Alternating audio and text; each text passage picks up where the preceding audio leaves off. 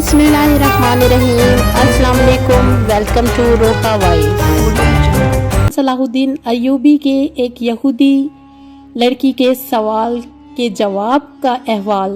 तो चलिए चलते हैं और अपनी वीडियो का स्टार्ट करते हैं। एक दफ़ा सुल्तान सलाहुद्दीन अय्यूबी रहमतुल्लाह अलैह अपने कमरे में आराम फरमा रहे थे, क्योंकि इस वक्त सुबह का वक्त था और सुल्तान सलाहुद्दीन अय्यूबी रहमतुल्लाह अलैह बहुत तवील सफ़र से लौटे थे। चंद लम्हों के बाद एक सिपाही आपके कमरे के दरवाजे पर आया और अंदर आने की इजाज़त चाहिए। सुल्तान सलाहुद्दीन अय्यूबी रहमतुल्लाह अलैह चूँकि आराम फरमा रहे थे, लिहाजा अंदर से कोई जवाब ना आया।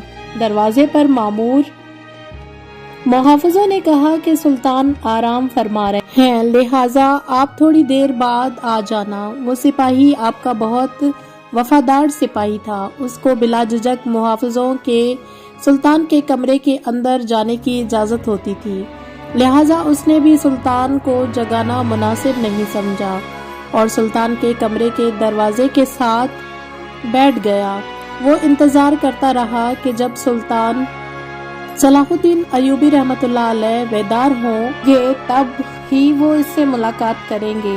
चंद लम्हे गुजरने के बाद सुल्तान सलाहुद्दीन अय्यूबी रहमतुल्लाह अलैह की आंख खुली तो अंदर की हरकत से मालूम हुआ कि सुल्तान सलाहुद्दीन अय्यूबी रहमतुल्लाह अलैह नींद से बेदार हो चुके हैं। सिपाही ने इजाज़त चाही और आपके कमरे के अंदर चला गया। सुल्तान सलाहुद्दीन अय्यूबी रहमतुल्लाह अलैह ने सिपाही को कहा, ऐसी क्या ख़ास बात थी कि तुम इतनी देर से मेरे कमरे के बाहर इंतज़ार फरमा रहे थे। वो सिपाही बड़ा हैरान हुआ कि सुल्तान को कैसे पता चला कि मैं बाहर इंतज़ार कर रहा हूँ। सिपाही ने सुल्तान से कहा, सुल्तान मुअज़्ज़म, आप तो नींद में थे, आपको कैसे मालूम हुआ कि मैं बाहर खड़ा आपका इंतज़ार कर रहा था?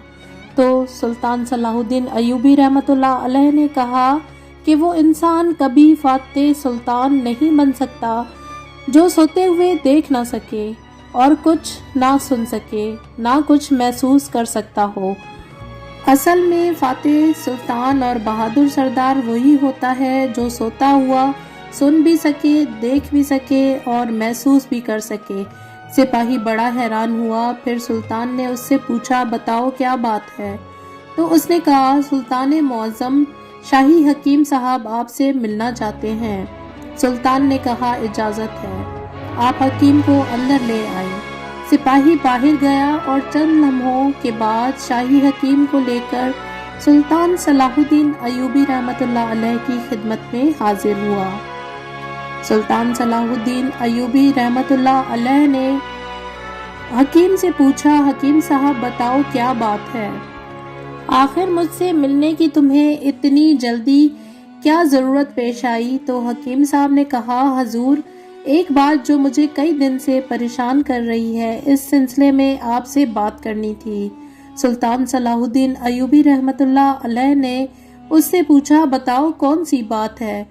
तो उसने कहा, सुल्तान मुअज़्ज़म, मेरे हकीम खाने में मेरी बहुत सी शागिर्दों में एक शागिर्द जो कि एक खातून है और यहूदी मज़हब से ताल्लुक़ रखती हैं, और लेकिन उसने इस्लाम के बारे में बहुत कुछ पढ़ा है और इस्लाम के बारे में बहुत कुछ सीखा है, लेकिन चंद एक सवाल हैं जिसकी वजह से वो अभी तक मुसलमान नहीं हुई। वो चाहती है कि मुसलमान हो जाए, लेकिन एक सवाल का जवाब मेरे पास नहीं, जिसकी वजह से वो अभी तक मुसलमान नहीं हुई। सुल्तान सलाहुद्दीन अय्यूबी रहमतुल्लाह अलैह ने मुस्कुरा कर कहा, सुल्तान के हकीम होते हुए तुम्हें एक सवाल का जवाब नहीं आया? बताओ वो कौन सा सवाल है? ये इस औरत के ईमान लाने के दरमियान रुकावट बना हुआ है। तो हकीम साहब ने कहा, सुल्तान मुअज़्ज़म, वो खातून कहती है कि आखिर मुसलमान खंजीर का गोश्त क्यों नहीं खाते? आखिर इसमें ऐसी क्या बुराई है? इस खंजीर के गोश्त खाने का ऐसा क्या नुकसान है जिसकी वजह से मुसलमान खंजीर का गोश्त नहीं खाते, बल्कि इससे सख्त नफरत करते हैं?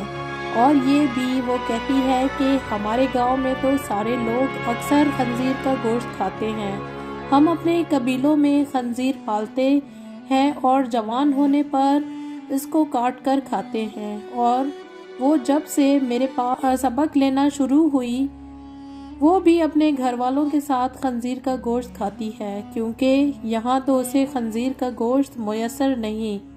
لیکن میرے پاس اس کے سوال کا جواب نہیں، کیونکہ میں اس بارے میں نہیں جانتا کہ آپ اس کے سوال کا جواب دیں گے تو آپ کی وجہ سے یہ غیر مسلم مسلمان ہو جائے گی۔ یہ سن کر سلطان صلاح الدین ایوبی رحمت اللہ علیہ نے کہا کہ کل تم اس خاتون کو لے کے میرے دربار میں حاضر ہو جانا۔ سلطان صلاح الدین ایوبی رحمت اللہ علیہ جب صبح دربار میں پہنچے تو حکیم صاحب اس خاتون کو لے کر دربار میں حاضر ہوا اور سلطان صلاح الدین ایوبی رحمت اللہ علیہ سے فرمایا، سلطان معظم، یہ ہے وہ خاتون جو میری شاگرد ہے۔ یہ دیکھ کر سلطان نے اس عورت کو کہا، بتاؤ خاتون تمہارا کیا سوال ہے؟ تو اس عورت نے کہا، سلطان معظم، میں نے اسلام کے بارے میں بہت کچھ پڑھا، بہت کچھ سیکھا، حتیٰ کہ میں اس جگہ پر آ کھڑی ہو گئی ہوں کہ میں اسلام کو قبول کر لوں، لیکن ایک بات ہے جو مجھے اسلام قبول کرنے سے روک رہی ہے، اور وہ یہ بات ہے کہ اسلام خنزیر کا گوشت کھانے سے کیوں منع کرتا ہے، حتیٰ کہ یہ تو ہماری سب سے پسندیدہ غذا ہے۔ میں نے ہر جگہ دیکھا کہ اسلام نے جس چیز کے بارے میں منع کیا وہاں اس کی دلیل ملی، لیکن اس خنزیر کے گوشت کے بارے میں مجھے ابھی تک کوئی مضبوط دلیل نہیں ملی۔ میں نے بائبل کو پڑھا تو وہاں بائبل میں بھی خنزیر کا گوشت کھانے سے منع نہیں کیا گیا، لیکن آخر اسلام کیوں منع کرتا ہے؟ آخر اس گوشت میں ایسی کیا خرابی ہے کہ اسلام اس کو کھانے سے منع کرتا ہے؟ یہ یہودیوں کی تو سب سے پسندیدہ خوراک ہے۔ یہ سن کر سلطان صلاح الدین ایوبی رحمت اللہ علیہ نے کہا کہ اللہ تعالیٰ نے قرآن پاک میں 3 جگہ پر خنزیر کا گوشت کھانے سے منع فرمایا، پھر آپ نے ان آیات کا بھی ذکر کیا۔ پھر سلطان صلاح الدین ایوبی نے اپنے ایک مشیر کو کہا کہ وہ بائبل کی کتاب میرے پاس لے آؤ جو اپنی اصل حالت میں موجود ہے۔ جب بائبل کی کتاب آپ کے سامنے پیش ہوئی تو آپ نے وہیں جگہ تلاش کر کے دی جہاں لکھا ہوا تھا کہ خنزیر کا گوشت کھانا منع ہے۔ پھر خاتون نے کہا، یہ کیا بات ہوئی؟ جو میرے پاس کتاب ہے اس میں تو واضح لکھا ہوا ہے کہ خنزیر کا گوشت کھانا منع نہیں۔ تو سلطان صلاح الدین ایوبی رحمت اللہ علیہ نے کہا کہ مجھے ترس آتا ہے تمہارے ان لکھاریوں پر جو اپنی عیاشیوں کے لیے اس پاک کتاب کو اپنے لفظوں سے بالکل تبدیل کر رہے ہیں۔ یہ جو بائبل اپنی اصل حالت میں موجود نہیں، یہ تمہارے اپنے لکھاریوں کی لکھی ہوئی کتاب ہے۔ پھر سلطان صلاح الدین ایوبی رحمت اللہ علیہ نے فرمایا کہ یہ تو میں نے کتاب سے ثابت کیا کہ خنزیر کا گوشت کھانا منع ہے، پھر اب میں تمہیں سائنسی لحاظ سے معلوم کر کے دوں گا۔ پھر سلطان صلاح الدین ایوبی رحمت اللہ علیہ نے اس خاتون کو حکم دیا کہ خنزیر کا گوشت پکا کر کل صبح میرے دربار میں لے آنا۔ وہ خاتون سلطان کے سپاہیوں کے ساتھ جنگل میں گئی اور ایک سور کا شکار کیا۔ اگلی صبح اس کو خوب پکا کر سلطان صلاح الدین ایوبی رحمت اللہ علیہ کے سامنے لے آئی۔ سلطان نے اس گوشت کو کراہت سے دیکھتے ہوئے اس خاتون سے کہا کہ اب اس پکے ہوئے گوشت کی ایک بوٹی لو اور چھری سے اس کے 2 حصے کرو۔ جب خاتون نے خنزیر کی بوٹی کے 2 حصے کیے تو اس کے درمیان میں سے گوشت کچا تھا۔ سلطان نے کہا، اے خاتون، کیا تم نے اس گوشت کو اچھی طرح پکایا نہیں؟ تو اس خاتون نے کہا، نہیں سلطان معظم، میں نے تو بہت اچھی طرح سے پکایا ہے۔ تو سلطان نے کہا کہ اب تمہاری سمجھ میں میری بات ضرور آ جائے گی کہ یہ حرام گوشت ہے، تم اسے جتنا چاہے پکا لو۔ لیکن یہ پوری طرح پکتا نہیں بلکہ یہ درمیان میں کچا رہ جاتا ہے، اور جب یہ تمہارے پیٹ کے اندر جاتا ہے تو بہت ساری بیماریوں کا سبب بنتا ہے۔ اس لیے اسلام نے اس کو کھانے سے منع کر دیا۔ آپ خود ایک حکیم ہیں، آپ خود دیکھیے جو چیز کچی آپ کے پیٹ کے اندر چلی جائے تو وہ جا کر کتنی خرابیاں پیدا کر سکتی ہے۔ پھر سلطان صلاح الدین ایوبی رحمۃ اللہ علیہ نے اس خاتون کو کہا کہ اب میں تمہیں سور کے بارے میں کچھ بتانا چاہتا ہوں۔ پھر سلطان نے کہا کہ یہ جس جگہ رہتا ہے اپنے ارد گرد حتیٰ کہ انسانوں کی بھی گندگی کو کھا جاتا ہے، اس کی اکثر خوراک بہت ہی غلیظ ہوتی ہے۔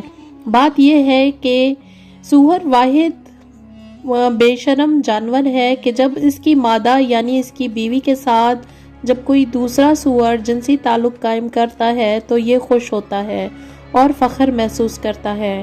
یہ واحد جانور ہے جس میں اتنی زیادہ بے شرمی بھری ہوئی ہے۔ آپ خود دیکھیے کہ ایسے جانور کا جب آپ گوشت کھائیں گی جس کی بنیاد غلاظت سے بھری ہوئی ہے تو یہ تمہیں کیا فائدہ دے گا۔ یہ سن کر وہ خاتون سلطان صلاح الدین ایوبی رحمۃ اللہ علیہ کے سامنے جھک گئی اور کہا کہ سلطان معظم، آپ مجھے اپنی ہی زبان سے کلمہ پڑھائیے۔ سلطان صلاح الدین ایوبی نے عورت کو کلمہ پڑھایا اور تمام دربار اللہ اکبر کے نعروں سے بلند ہو گیا۔